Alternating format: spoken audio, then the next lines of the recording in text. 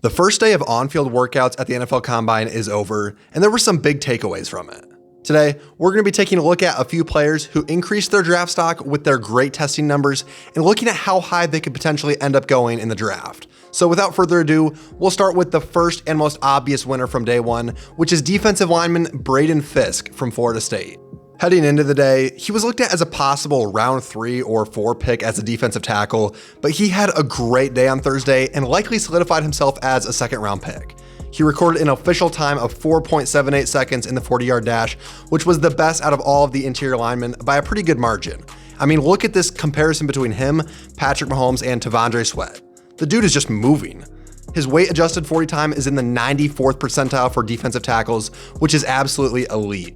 Beyond that, he also had the highest vertical jump and the farthest broad jump out of all of the big guys. And he did this while measuring in at 6'4", 292 pounds, which is more than adequate size for an interior lineman in the NFL. He also absolutely killed it with the on-field drills, and he officially put his name on the radar as one of the best pound-for-pound athletes in this entire class. His college film isn't bad by any means either, and this is a guy who should continue to steadily rise after his dominant performance at the Combine. Next up, we have edge rusher Dallas Turner from Alabama, and he was by far the most dominant edge.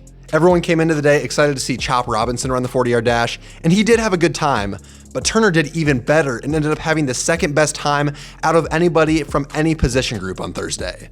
He also logged the highest vertical jump out of anybody and tied for third in the broad jump. One of his measurements was a little bit disappointing, however, and that was his size. He was a couple of inches shorter and a little bit lighter than people thought he would be heading into the offseason, but he's still not undersized by any means. He's built very similarly to Micah Parsons, so I'd say that offsetting a little bit of that size for elite athletic measurables is a good trade. I wouldn't be surprised if Turner ends up being a top 15 pick in the first round after this dominant showing. The third winner is linebacker Payton Wilson from NC State. He's a bit of a controversial prospect given his extensive injury history, but at the Combine, he showed that his upside is absolutely elite. He ran the fastest 40-yard dash out of anybody at 4.43 seconds, which for the record is about as fast as players like Justin Jefferson and Justin Fields. That's absolutely insane for a linebacker who also measures in at close to 6'4", 237 pounds.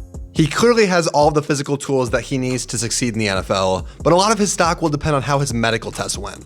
That's not something that's going to be released publicly, but if we don't end up hearing anything through the grapevine at all, that'll be a good sign that everything is in order for him. This is a really weak class of linebackers this year, and I think that he might just be the cream of the crop if there's no red flags with his health. A couple of other minor winners beyond these guys were Chop Robinson from Penn State and Edgerrin Cooper from Texas A&M.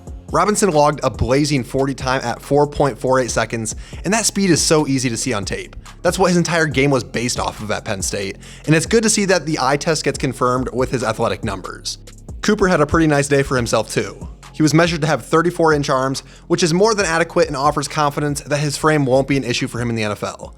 I still think that there's some major issues on his tape, but there's no denying that he tested well both physically and as an athlete. And that's going to be it for this video. We have the other position groups doing their workouts over the next few days, so be sure to like and subscribe so you can stay up to date. And with that, thanks for watching this video, and be sure to check out the other videos on this channel if you want to see more draft content. Thanks for tuning in, and until next time, goodbye.